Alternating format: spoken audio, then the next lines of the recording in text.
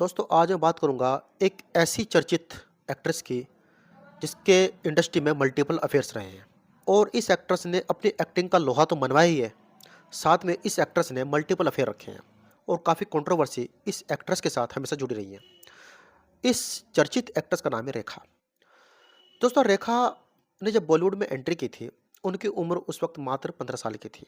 उनकी कच्ची उम्र थी। 15 साल की उम्र में उन्होंने एक्टिंग शुरू की थी, जो बहुत ही कच्ची उम्र होती है।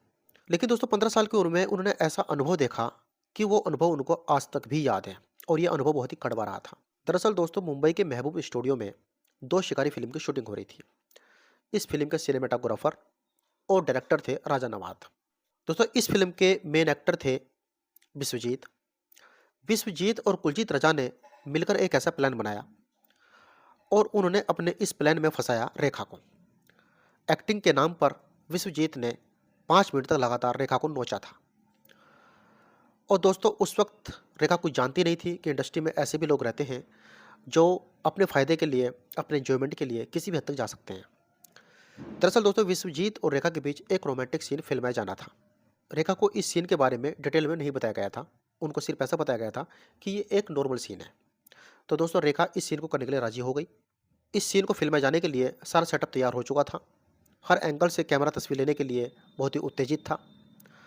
और दोस्तों जैसे ही राजा नवाब एक्शन बोलते हैं, एकदम विश्वजीत के होंठ रेखा के होंठों पर आ जाते हैं।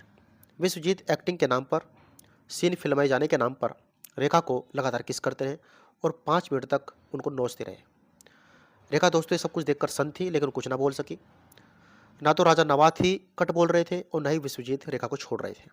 5 मिनट तक जब विश्वजीत रेखा को नोचते रहे, उसके बाद जब उन्होंने रेखा को छोड़ा तो क्रू मेंबर ने वहाँ पर बहुत तालियां बजाई, सीटियां बजाई, लेकिन रेखा की आंखें बहुत बंद थी। वो अपने आप को बहुत ही बेइज्जत महसूस कर रही थी और बहुत ज़्यादा गुस्से में थी।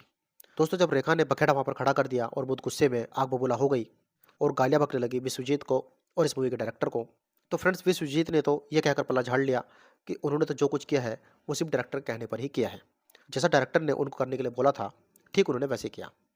तो उसके बाद जब मामला बहुत ज़्यादा बढ़ जाता है तो इस मूवी के डायरेक्टर राजा नवाब सामने आते हैं और कहते हैं कि ये सब कुछ एंजॉयमेंट के लिए नहीं था, बल्कि ये इस मूवी के लिए एक ज़रूरी सीन था। उसके बाद भी दोस्तों रेखा शांत नहीं होती, क्योंकि रेखा की उम्र उस वक्त 15 साल की होती है। वो कुछ नहीं जानती समझती थी। 15 साल की उम्र बहुत ही कच्ची उम्र होती है, एक खेलने कूदने की उम्र होती है।